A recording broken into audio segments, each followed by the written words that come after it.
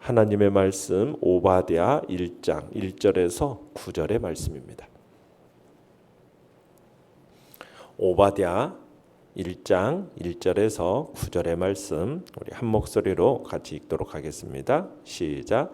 오바댜의 묵시라. 주 여호와께서 에돔에 대하여 이와 같이 말씀하시니라.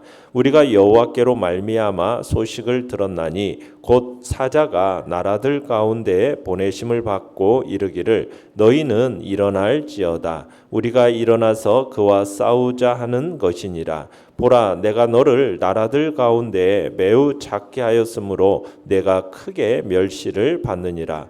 너의 마음의 교만이 너를 속였도다. 바위 틈에 거주하며 높은 곳에 사는 자여, 내가 마음에 이르기를 누가 능히 나를 땅에 끌어내리겠느냐 하니 내가 독수리처럼 높이 오르며 별 사이에 깃들일지라도 내가 거기에서 너를 끌어내리리라. 여호와의 말씀이니라. 혹시 도둑이 내게 이르렀으며 강도가 밤중에 내게 이르렀을지라도 만족할 만큼 훔치면 그치지 아니하였겠느냐.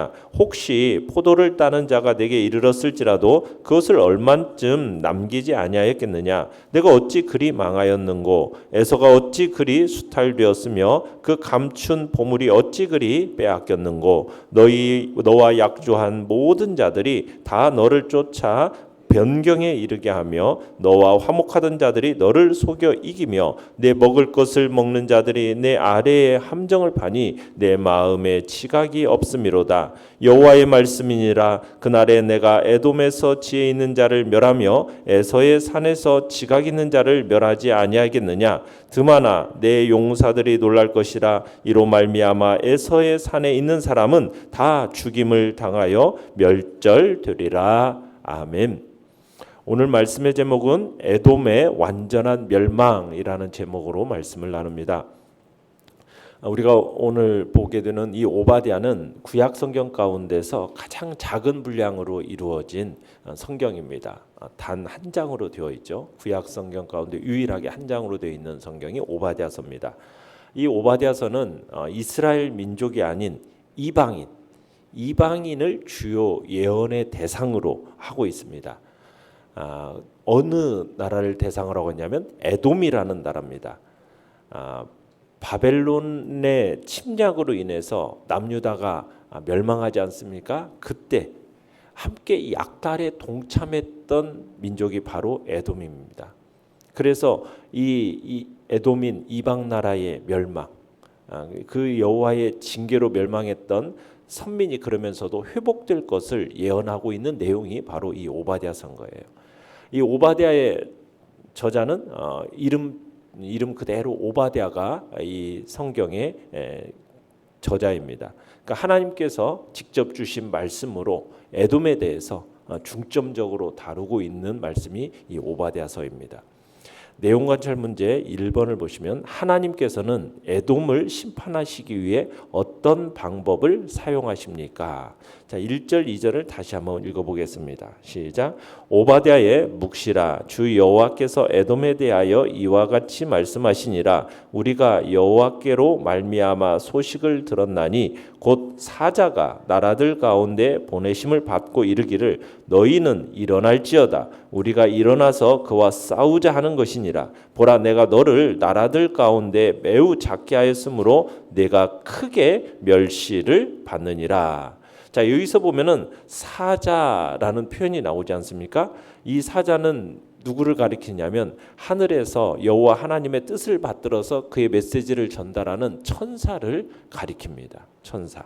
그러니까 하나님의 사자, 천사들이 여러 나라들로 하여금 에돔을 대적해서 치라는 하나님의 뜻을 전달해서 하나님께서 에돔을 심판하실 것을 지금 예언하고 있는 말씀이에요. 자, 여러분 에돔이 어느 나라인지 아시죠? 에돔은 야곱의 쌍둥이 형 누구입니까? 에서. 에서의 별명이 에돔이에요. 그러니까 에서가 세운 에서의 후손들이 세운 나라가 바로 에돔입니다. 자, 하나님께서 에돔을 심판하실 것을 선언하시는 것은 다음과 같은 배경과 깊은 관련이 있습니다. 당시 남유다가 하나님 앞에 범죄했어요. 그것을 회개치 아니하니까 하나님께서 어떻게 하십니까? 바벨론에 의해서 멸망을 당하게 하십니다. 그런데 당시 이 에돔이 이스라엘이 어떻게 보면 형제국이지 않습니까? 근데 이 형제국인데 그들의 그런 처한 비참한 상황을 보고서는 긍휼히 여기지를 않고서는 오히려 그런 바벨론과 더불어서 파괴 행위에 동참을 합니다. 그러면서 잔인하고 탐욕적인 일들을 행하게 되는 거예요. 그런 일들을 멸망하는 유다 백성들 가운데 저지른 거예요. 그렇지 않아도 지금 비참한 상황 가운데 처해 있는 이 유다가 에돔으로 인해서 얼마나 큰 낙담과 좌절에 빠졌겠습니까? 그러니까 고통을 가중시키는 그런 에돔의 비정한 모습, 이것으로 인해서 정말 유다 사람들은 굉장한 처절한 절망감을 느꼈을 거예요. 이에 대해서 하나님이 지금 오바댜가 하나님의 계시를 듣고 그 계시에 입각해서 지금 에돔의 멸망을 선포하고 있는 것입니다. 내용 관찰 문제 2번을 보시면은 에돔이 이웃 나라와의 전쟁을 두려워하지 않고 교만했던 이유는 무엇입니까? 자, 3절을 읽어보겠습니다. 시작. 너의 마음의 교만이 너를 속였도다. 바위 틈에 거주하며 높은 곳에 사는 자여, 내가 마음에 이르기를 누가 능히 나를 땅에 끌어내리겠느냐 하니. 자, 에돔 족속은 어디에 살냐면 해발 1500m가 넘는 세일산에 요새를 지어놓고 그곳에 거주했었어요. 한마디로 천혜의 그 자연 요새였습니다. 그래서 그 누구도 쉽게 근접할 수 없는 땅, 그 땅이 바로 에돔이 살고 있던 세일산이에요.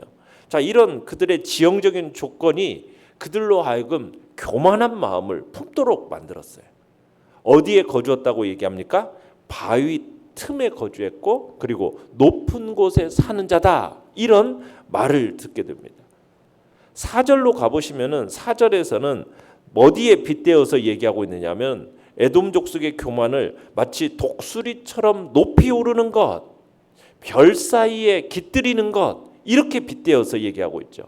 그러니까 독수리라는 새는 어떤 새입니까? 가장 강한 새이면서 또한 가장 높이 오르는 새가 독수리예요.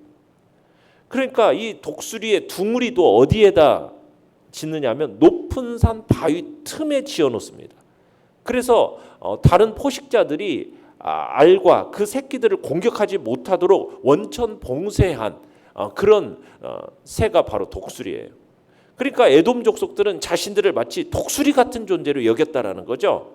그래서 세일산 높은 곳에 요새를 지어놓고 자신들의 안전을 확신하며 살았다는 겁니다.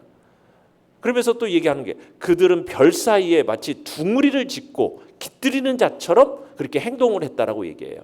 그러니까 우리가 인간이 지상에서 육안으로 볼 때 가장 높은 곳에 존재하는 것이 별이지 않습니까? 자, 그런 곳에 자신들이 집을 지어놓고 산다라고 스스로에 대해서 생각했다라는 거예요. 그러니 얼마나 크나큰 교만에 사로잡혔을지, 얼마나 자신에 대해서 높이 여겼는지 지금 이런 모습을 이렇게 나타내고 있는 겁니다. 그래서 그들 자신을 땅으로 끌어내릴 수 있는 자가 그 어디에도 없다, 이렇게 생각했다라는 거예요. 가장 높은 곳에서 자기가 원하는 것은 무엇이든지 행할 수 있는, 그래서 마치 하나님조차도 멸시하는 그런 어리석은 태도를 보였다라는 거예요. 이 에돔 족속들이. 그러니까 당시 이 에돔 족속들이 자신들의 그 높고 견고한 요새, 그것이 마치 영원하게 견고하게 서 있을 것처럼 확신했다라는 겁니다. 그래서 하나님께서 이 에돔을 심판하시는 이유 중에 하나도 뭐냐면 바로 이와 같은 오만불손한 태도, 자신들의 그 교만함이 결국 스스로의 파멸을 자초하는 그런 행위라는 사실. 그런데 그들은 이 사실을 알지 못했던 거죠. 연구와 묵상 문제 3번입니다. 언약 백성이 징계당하는 것을 보고 교만하여 하나님과 그 백성을 멸시하는 자들에게 하나님은 어떻게 대응하십니까? 자, 4절 하반절에 보시면 그렇게 되어 있죠. 내가 거기에서 너를 끌어내리리라. 여호와의 말씀이니라.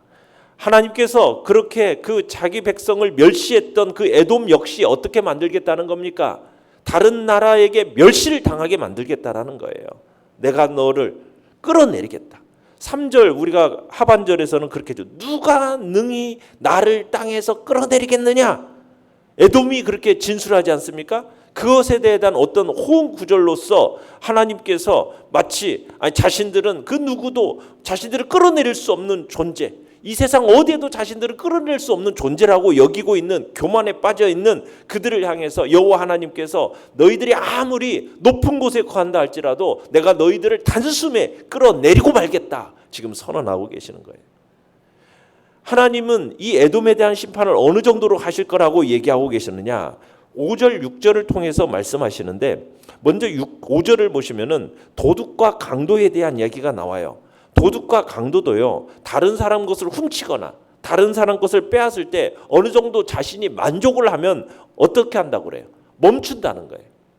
포도원에서 열매를 따는 사람도 다 따지 않고 모퉁이 정도는 남겨놓는다라는 거예요. 그런 표현을 쓰고 있어요. 그런데 지금 여기서 얘기하는 거냐면 에돔의 그 멸망을 향해서 이들이 이마저도 그들에게는 남겨두지 않겠다. 어떻게 하겠다요? 어떤 자비나 긍휼도 남겨두지 않고 철저히 심판하겠다라는 것이 바로 5절의 이야기예요. 5절 6절의 얘기예요. 그래서 결국 역사 기록에서 보면요, 주전 BC 312년에 아라비아 광야의 이 나바티아라는 사람들에 의해서 에돔이 이 세일산이 습격을 받게 됩니다. 그리고서는 이들이 점령을 하게 돼요. 그로 인해서 이 에돔은 파멸되었고요. 그 이후로 에돔이라는 이름은 더 이상 등장하지 않게 됩니다. 그리고 역사의 뒤안길로 사라져 버려요. 그러니까 예언의 말씀 그대로 하나도 남김없이 다 파괴되고 빼앗기는 철저한 심판을 당하게 되었다는 얘기입니다. 7절도 보시면은 자, 에돔 족속들이 하나님의 심판을 당할 때 주변국들이 에돔에 대해서 어떻게 행할지에 대해서 초점을 맞추어서 말씀을 하고 계시는 거예요. 우리 7절 한번 다시 한번 읽어봅시다. 시작. 너와 약조한 모든 자들이 다 너를 쫓아 변경에 이르게 하며 너와 화목하던 자들이 너를 속여 이기며 내 먹을 것을 먹는 자들이 내 아래에 함정을 파니 내 마음에 지각이 없음이로다. 자, 에돔이 심판을 당할 때 이들 주변국들은요, 뭐 했다라는 거예요? 그들을 속였다라는 거예요. 그들을 정복했다라는 거예요. 에돔 족속들을 몰살하고자 함정을 팠다라는 거예요. 자, 그런데 본래 이들이 에돔 족속을 적대했거나 어떤 질시하는 그런 나라가 아니었다라는 거예요. 뭐라고 얘기했습니까? 너와 약조한 모든 자, 이런 표현을 통해서 에돔과 약조한 나라들은 원래는 절친한 나라, 그런 절친한 관계의 나라였다라는 거죠. 그러면서 또 얘기하는 게 뭡니까? 그들 나라들은 내가 내 먹을 것을 먹는 자들. 무슨 표현이냐면 에돔에게 있어서 가족만큼 같이 먹었다는 거예요. 친밀했다는 거예요. 에돔의 크나큰 도움을 받았던 민족들이라는 거예요. 그런데 심판의 날이 되니까 도리어 에돔을 추격하고 속이고 이기고 그리고 또 그 아래에 함정을 팔 거라고 선언을 했고 선을 하고 있는 거예요. 그러니까 결국 에돔 족속들은 사람을 의지했고 그것으로부터의 어떤 안전을 확신하며 살았다는 거죠. 사람의 약속이 변치 아니할 것처럼 영구할 것처럼 확신하고 살았는데 그것이야말로 어떻게 보면 어리석고 허망한 생각이었다라는 것을 보여주고 있는 겁니다. 8절을 또 읽어보겠습니다. 시작. 여호와의 말씀이니라. 그날에 내가 에돔에서 지혜 있는 자를 멸하며 에서의 산에서 지각 있는 자를 멸하지 아니하겠느냐. 그러니까 여호와 하나님께서 장차 에돔을 심판하신 날에 그 나라에서 지혜자들, 총명한 자들 모두 멸하고 말 거라고 예언하고 계세요. 그러니까 그날에 그들의 모든 교만이 꺾이고 그들의 확신이 완전히 무너져 내리고 말 거라는 거죠. 그러니까 하나님은 그 에돔 족속으로부터 지혜 있는 자를 멸할 것을 선언하시는데 이 지혜 있는 자들은 어떤 사람들이냐? 어떻게 보면 에돔의 정치 문화를 이끌어갔던 자들이 바로 지혜 있는 자들입니다. 당시 최고의 지혜자들. 그 지혜자들은 어떻게 보면 하나님 앞에서 다른 사람은커녕 자기 자신도 구원하지를 못했어요. 그러니까 인간의 지혜라는 것이 잠시 잠깐은 어떤 유익을 줄지는 모르지만은 결국 하나님 앞에서는 전적으로 무가치하고 더 이상 쓸모없는 무용한 거라는 것을 보여주는 말씀인 겁니다. 자, 느낀 점 4번입니다. 유다와 예루살렘을 벌하시는 것을 기뻐하는 에돔을 똑같은 방법으로 벌하시는 하나님의 모습에서 무엇을 느낍니까? 하나님은 자기 백성 삼으신 자의 패망을 즐거워하는 자들을 그냥 두고 보지 않으신다라는 것을 우리가 보게 돼요. 그러니까 하나님은 직접 사자를 보내가지고 유다가 다른 나라의 침공으로 멸망했던 것처럼 이웃 나라들로 하여금 이 에돔을 치게 하시는 거예요. 유다를 멸시했던 것처럼 에돔 역시도 다른 나라에 의해서 멸시를 당하게 만드시는 거예요. 물론 하나님이 자기 백성들이 죄를 지으면 그 죄를 책망하고 징계하시죠. 그런데 그것을 이방인들이 막 보고서는 그 언약 백성인 하나님의 백성을 조롱하잖아요. 그러면 하나님은 그들에게 분노하시고 똑같은 일을 당하도록 심판하신다라는 거예요. 그들에게는 더 이상의 자비와 하나님의 긍휼이 없는 그런 심판이 임하게 되는 거죠.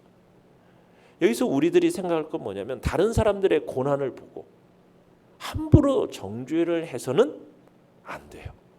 마치 그런 일을 당하는 것을 당연하게 여기는 그런 마음을 품어서는 안 된다는 거예요.